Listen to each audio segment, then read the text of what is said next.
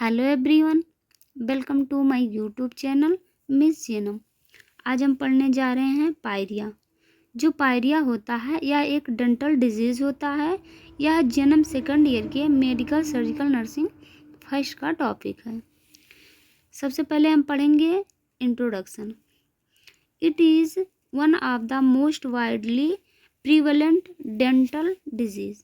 जो पायरिया होता है यह एक बहुत ही ज़्यादा मोस्ट वाइडली प्रीवलेंट मतलब होता है बहुत ही ज़्यादा प्रचलित डेंटल डिजीज़ होता है। This disease is a primary cause of tooth loss among others.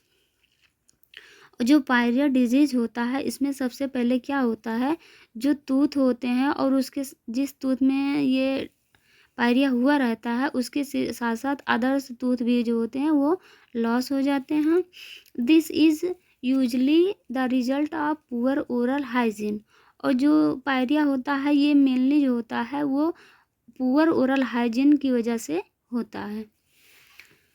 उसके बाद है डेफिनेशन। पायरिया और periodontal disease is a serious gum infection. जो पायरिया होता है इसको हम पेरियोडेंटल भी कहते हैं। इसमें मेनली क्या होता है, जो गम्स होते हैं उसमें इन्फेक्शन हो जाता है that damage the ligaments gum and supporting bones. और जब जो गम्स होते हैं जब उसमें इन्फेक्शन हो जाता है जिसकी वजह से जो लिगामेंट्स होते हैं, गम्स होते हैं और वहाँ के जो सपोर्टिंग बोन होते हैं वो सब डैमेज हो जाते हैं जिसकी वजह से पायरिया काज होता है। उसके बाद है इन डिटेल्स, मतलब जो पायरिया होता है उसको हम डिटेल में देखते हैं। There is a pus discharge from the root of the teeth and gums. जो पायरिया डिजीज होता है उसमें जो टीथ और गम्स होते हैं उसके रूट से पस का डिस्चार्ज होता है which is swallowed allow with food. जो कि जो पस होता है वो फूड के साथ में सॉलो हो जाता है and may lead various infection, और जिसकी वजह से बहुत सारे इन्फेक्शन कॉज होते हैं। उसके बाद है कॉजेस। क्या क्या कॉजेस होते हैं पायरिया के। सबसे पहले इसमें poor oral hygiene. Pyorrhoea is triggered by any bacterial activity. मतलब अगर पुअर ओरल हाइजीन की वजह से पायरिया हुआ है तो जो पायरिया होता है उसमें उसकी वजह से बैक्टीरिया जो होते हैं वो एक्टिविटी करते हैं ऑन गोइंग गम्स इन्फ्लामेशन, और गम में इन्फ्लामेशन करते हैं कैन कॉज पेरियोडेंटल डिजीज। जिसकी वजह से जब गम में इन्फ्लामेशन हो जाता है उसकी वजह से पेरियोडेंटल डिजीज कॉज होता है। Within time these periodontal become deeper.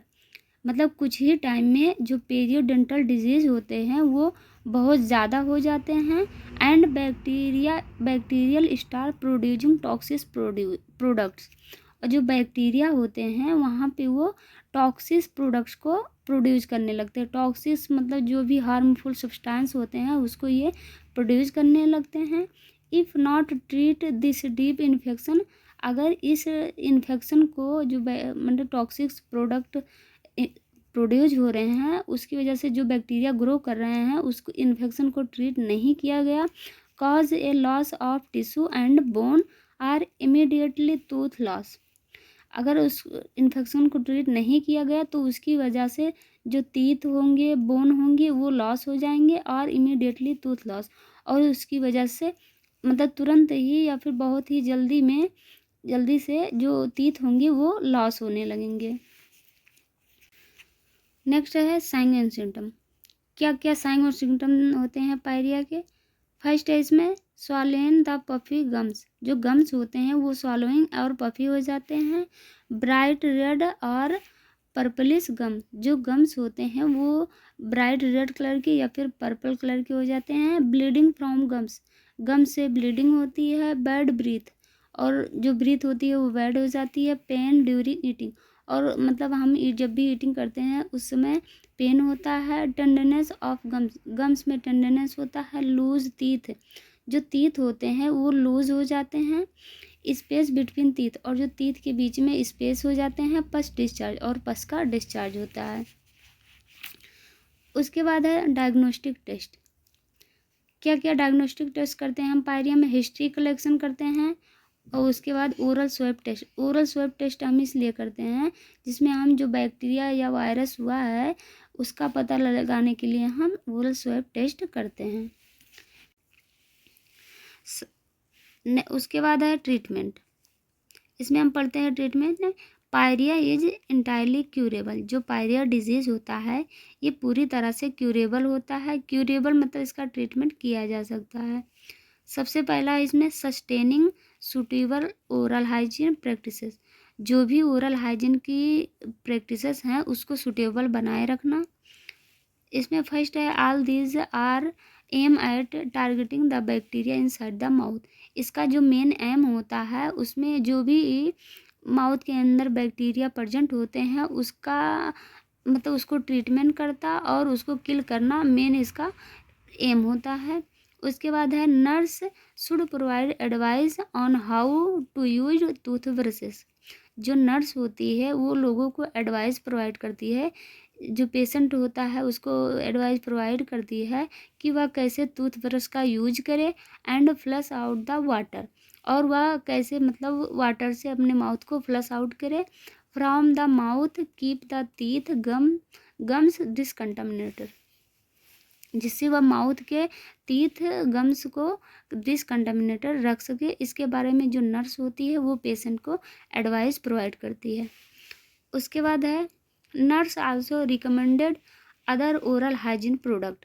जो नर्स होती है इसके अलावा वो अदर्स ओरल जो हाइजीन होते हैं उनके लिए वो प्रोडक्ट रिकमेंडेड करती है, जैसे कि माउथ वॉश हो गया, टूथपेस्ट हो गया, ETC, जिससे कि वो फॉर बेटर ओरल हाइजीन, जिससे कि वो जो भी उसके ओरल हाइजीन है वो उसको बेटर रख सके।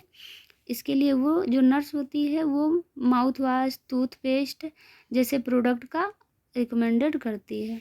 उसके बाद है प्रोवाइड एंटीबायोटिक मेडिसिन, और एंटीबायोटिक मेडिसिन प्रोवाइड करती है जिससे कि इन्फेक्शन का ट्रीटमेंट किया जा सके। नेक्स्ट है flap surgery.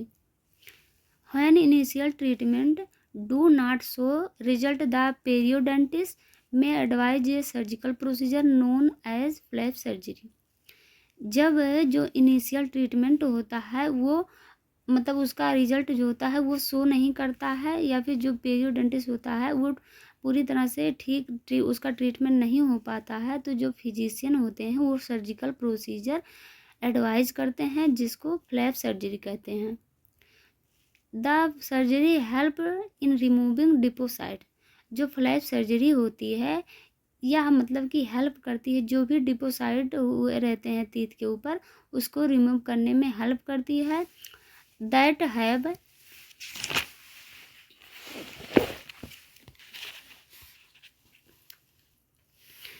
Form under teeth the gum. जो डिपोसाइड होता है वो टीथ के अंदर होता है, जिसको रिमूव करने के लिए जो फ्लैप सर्जरी होती है वह हेल्प करती है। Also if there is severe bone loss, जिसकी वजह से मतलब जो डिपोसाइड होता है जिसकी वजह से वहाँ पे जो बोन होता है उसका बहुत ज़्यादा लॉस हो जाता है। Surgery may be required in some cases, और जो फ्लैप सर्जरी होती है या सम केसेस मतलब कुछ ही केसेस में रिक्वायर होती है। नेक्स्ट है प्रोवाइड एंटीबायोटिक जेल। पायरिया में हम एंटीबायोटिक जेल भी प्रोवाइड करते हैं। ये gel that contain the antibiotic doxycycline, एक ऐसा जेल जिसमें कि एंटीबायोटिक डॉक्सीसिलिन प्रेजेंट होता है। The antibiotic is relieve slowly over a period of about 7 days, और जो यह एंटीबायोटिक जेल होता है वो धीरे धीरे लगभग 7 दिनों तक यह रिलीफ प्रोवाइड करता है। मतलब जो पायरिया होता है उसमें ये 7 दिनों के बाद उसमें धीरे धीरे रिलीफ प्रोवाइड करता है।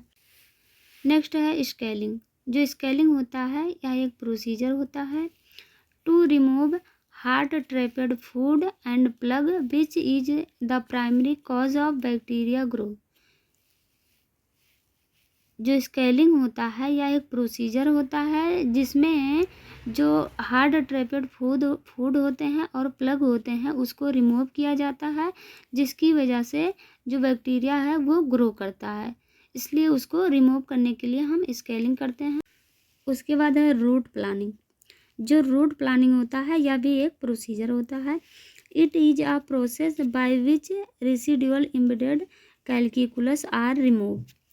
जो रूट प्लानिंग होता है यह एक प्रोसेस होता है जिसके द्वारा जो भी रेसिडुअल एम्बेडेड कैलकुलस होते हैं, जो रेसिडुअल एम्बेडेड कैलकुलस होते हैं मतलब कि जो तीत होता है उसके ऊपर जो भी पथरी नुमा से जमाव हो जाता है उसको हम कैलकुलस कहते हैं।